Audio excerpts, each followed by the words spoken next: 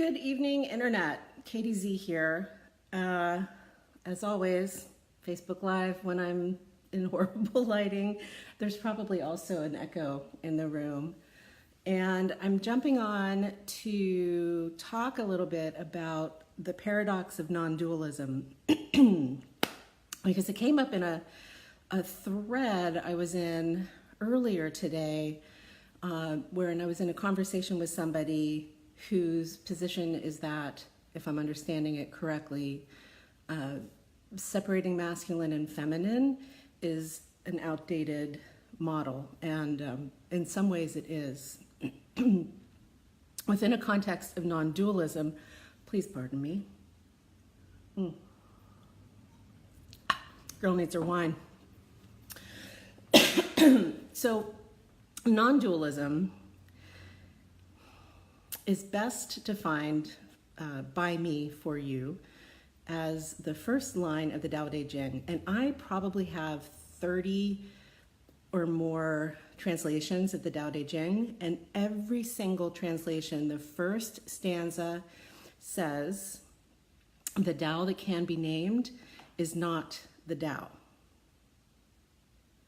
So that symbol of yin and yang, the totality of that, the wholeness, the gestalt, the attributes that exist outside of language, that is Tao.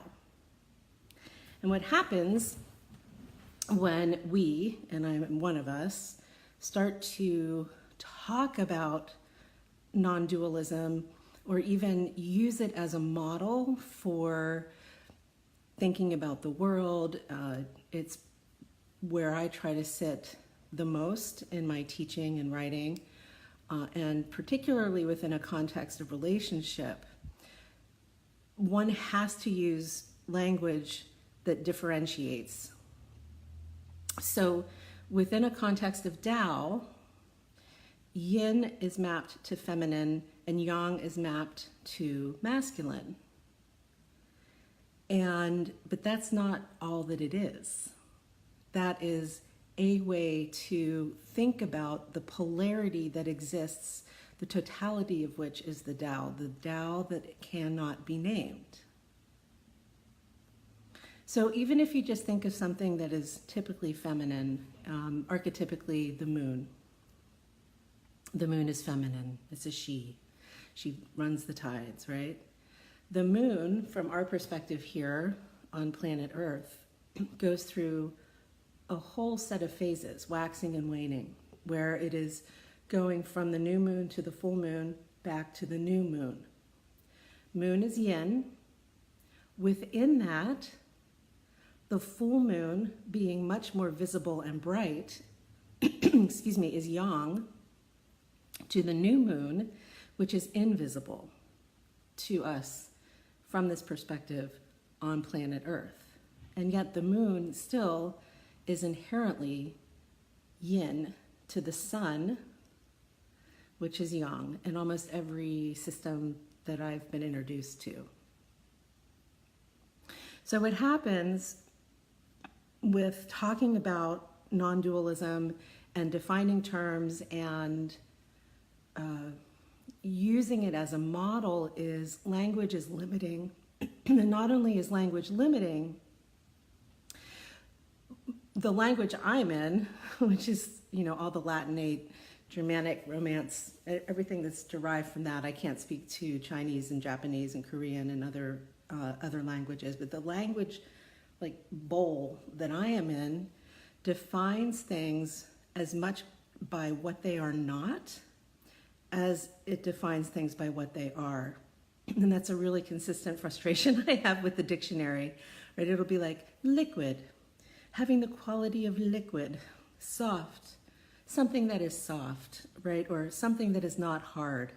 And then you go to hard in the dictionary and it's something that is not soft. And soft and hard are opposites. Within a context of yin and yang, soft would be yin to hard. I'm so sorry about this. All the trees are having sex in my head and it's really uncomfortable. Give me one moment, please.